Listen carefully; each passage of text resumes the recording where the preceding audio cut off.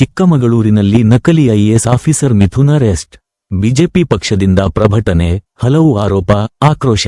ವೀಕ್ಷಕರೇ, ನೀವು ನಮ್ಮ ಇನ್ಸೈಟ್ ನ್ಯೂಸ್ 14 ಯೂಟ್ಯೂಬ್ ಚಾನೆಲ್ ಅನ್ನು ಇನ್ನೂ ಸಬ್ಸ್ಕ್ರೈಬ್ ಮಾಡಿಲ್ಲ ಅಂದ್ರೆ ಕೂಡಲೇ ಈ ಕೆಳಗಿನ ಸಬ್ಸ್ಕ್ರೈಬ್ ಬಟನ್ ಒತ್ತಿ ನಮ್ಮನ್ನು ಬೆಂಬಲಿಸಿ.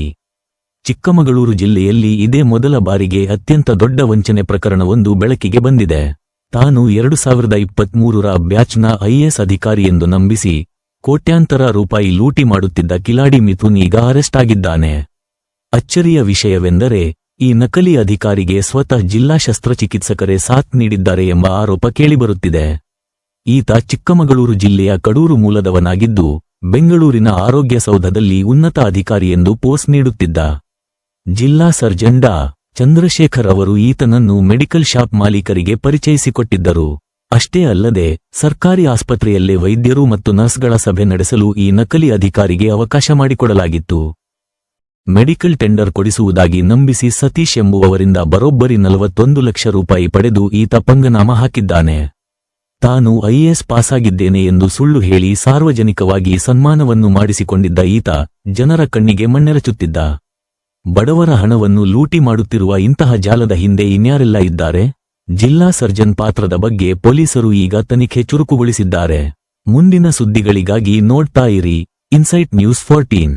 ಚಿಕ್ಕಮಗಳೂರಿನಲ್ಲಿ ಜಿಲ್ಲಾಧಿಕಾರಿ ಆಗಿರ್ಬೋದು, ಜಿಲ್ಲಾ ಪೊಲೀಸ್ ವರಿಷ್ಠಾಧಿಕಾರಿಗಳಾಗಿರ್ಬೋದು, ಕೆಲಸ ಮಾಡ್ತಾ ಇದ್ದಾರಾ ಇಲ್ವಾ ಅನ್ನೋದಕ್ಕೆ ಇದೊಂದು ಜೀವಂತ ಉದಾಹರಣೆ.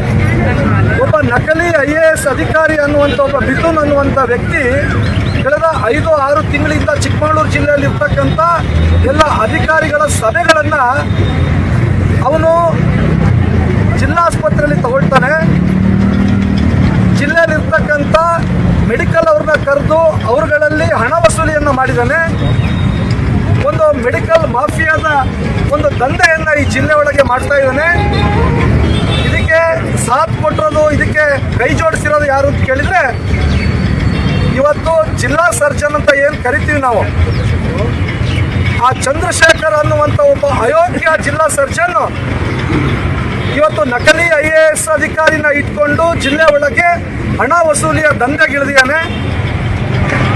ಈಗಾಗಲೇ ಆ ನಕಲಿ ಐಎಎಸ್ ಅಧಿಕಾರಿಯ ಬಂಧನ ಆಗಿದೆ.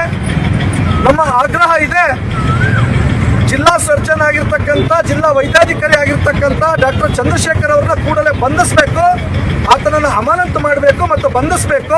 ಇವತ್ತು ಭಾರತೀಯ ಜನತಾ ಪಾರ್ಟಿಯ ಸರ್ಕಾರ ಇದ್ದಾಗ ಏನು 40% ಆರೋಪವನ್ನು ಮಾಡಿದ್ರು, ಆದ್ರೆ ಇವತ್ತು ಆ ಆರೋಪವನ್ನು ಸಾಬೀತು ಮಾಡಕ್ಕೆ ಕಾಂಗ್ರೆಸ್ ಅವರು ವಿಫಲ ಆದ್ರು.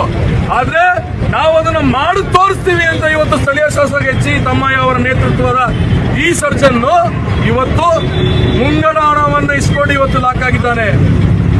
ಪ್ರಕರಣದಲ್ಲಿ 1ನೇ ಆರೋಪಿಯಾಗಿ ಮಿಥುನ್ ಅವ್ರನ್ನ ಮಾಡಿದ್ರೆ ಯಾಕೆ ಚಂದ್ರಶೇಖರ್ ಅವರನ್ನ ಆರೋಪಿಯಾಗಿ ಇನ್ನೂ ಮಾಡಿಲ್ಲ? 2ನೇ ಆರೋಪಿಯಾಗಿ ಮಿಥುನನ್ನ ಮಾಡಿ 1ನೇ ಆರೋಪಿಯಾಗಿ ಈ ಒಟ್ಟು ಪ್ರಕರಣದ ಕಿಂಗ್ ಪಿನ್ ಆದಂತ ಚಂದ್ರಶೇಖರ್ನ ಮಾಡಬೇಕಿತ್ತು. ಯಾಕೆ ಸ್ವಾಮಿ ಇನ್ನೂ ನೀವು ಮಾಡಿಲ್ಲ? ಯಾರೋ ಒತ್ತಡ ಇದೆ. ಚಂದ್ರಶೇಖರ್ ಅವರನ್ನ ಉಳಿಸ್ತಿರೋರು ಯಾರು? ಇತಿಹಾಸದಲ್ಲೇ ಒಬ್ಬ ನಕಲಿ ಐಎಎಸ್ ಆಫೀಸರ್ನ ಬಂಧಿಸಿರುವಂತದ್ದು ಇದೇ ಮೊದಲು.